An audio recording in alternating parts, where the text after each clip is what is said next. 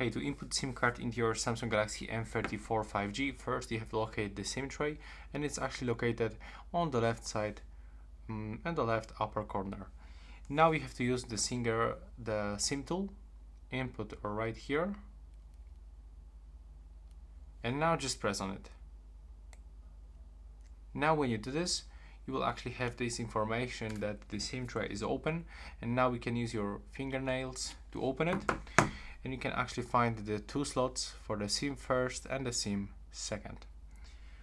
So now let's input our nano SIM card like this, with this gold pins on the upper section. Now input it back. Do this slowly.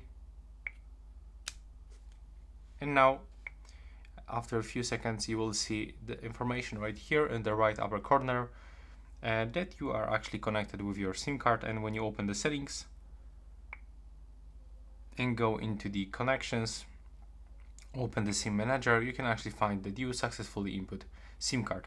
Right now, please subscribe to my channel. Bye bye.